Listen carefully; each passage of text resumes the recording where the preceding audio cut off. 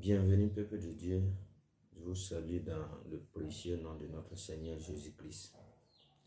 Alors, comme nous avons entamé depuis un certain temps à examiner comment examiner les 7 étapes pour reconnaître une vraie prophétie ou bien les 7 étapes pour reconnaître un vrai prophète.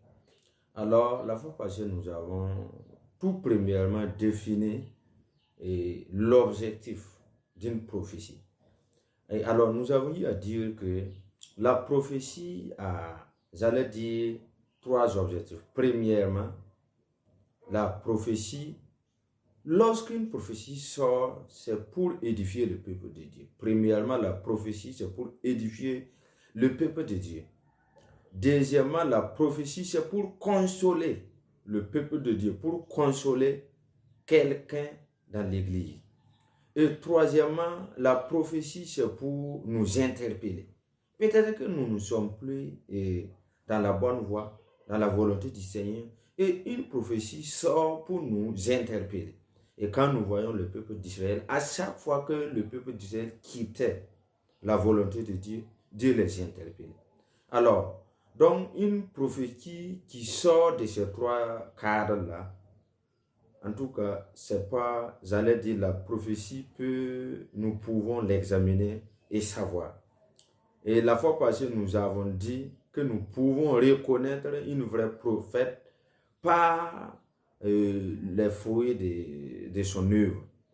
Et cette fois-ci, nous entamons la seconde étape qui est-ce qu'elle glorifie Christ? Voilà. Si une prophétie, si un prophète dit quelque chose, soi-disant reçu de Dieu qui ne glorifie pas Christ, mes amis, ce n'est pas une bonne prophétie. Alors, ils allaient dire, Jésus parlait du Saint-Esprit, a dit, il me glorifiera. Alors Jésus disait, moi je m'en vais, mais un consolateur viendra. Et c'est le Saint-Esprit. Mais lorsque le Saint-Esprit va venir, dans toutes ses actions, c'est pour glorifier le Seigneur Jésus-Christ. Mes amis, ne nous trompons pas. Quand une prophétie ne glorifie pas Christ, ce n'est pas une bonne prophétie. Et la fois passée, je vous ai dit, une prophétie qui vous rend esclave, une prophétie qui vous fait, vous fait peur, ce n'est pas une bonne prophétie. L'Esprit de Dieu ne nous rend pas esclaves. L'Esprit de Dieu ne nous induit pas dans la peur. Et d'ailleurs, Dieu lui-même nous dit, il dit, je ne vous ai pas donné un esprit de peur, un esprit de timidité. Non. La parole de Dieu ne nous rend pas peureux. Il nous donne le courage de continuer. Alors donc, une prophétie qui ne glorifie pas Christ n'est pas une bonne prophétie. Alors donc, je veux ici interpeller les prophètes. Je veux interpeller tous ceux-là qui veulent exercer dans le ministère prophétique. Si votre prophétie sort et la prophétie ne glorifie pas Christ, mes amis, sachez que c'est une prophétie qui vient de vos pensées. Peut-être que c'est une prophétie qui est influencée par vos sentiments. Une prophétie qui est même influencée par le diable. Si la prophétie ne glorifie pas Dieu, ce n'est pas une bonne prophétie. Mes amis, un vrai prophète, une vraie prophétie, ça glorifie Dieu. Je prends l'exemple. Par exemple, dans l'assemblée, quelqu'un qui prophétise et dit, ainsi parle l'Éternel. Les mots qui doivent suivre là, mes amis, soit c'est pour interpeller quelqu'un qui vit une vie qui ne glorifie pas le Seigneur. Ça, c'est première. Deuxièmement, soit c'est pour consoler quelqu'un qui est dans les larmes, consoler quelqu'un qui vit une situation que le Seigneur dit, ne t'en fais pas, je viens, je suis ton consolateur. Et troisièmement, soit la prophétie là, c'est, j'allais dire, c'est pour nous amener à rester fidèles.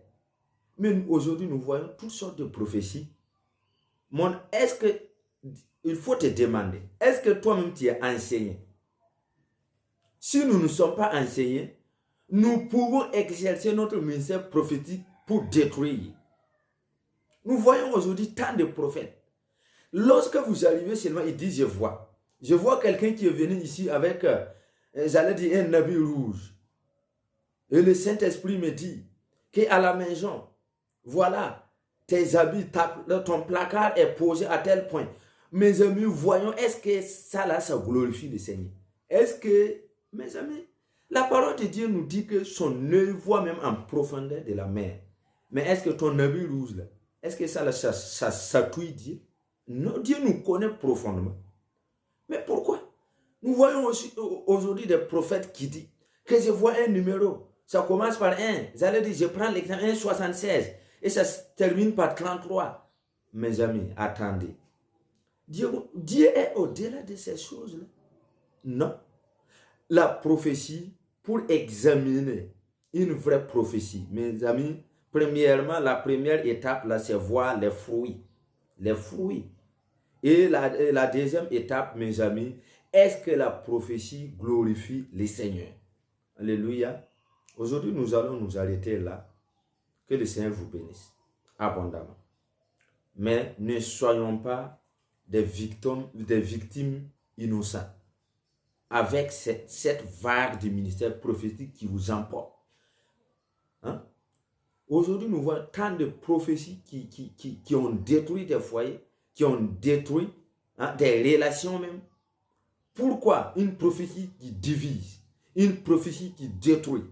Non, non, non, non, et jamais non. Que le Seigneur vous bénisse abondamment.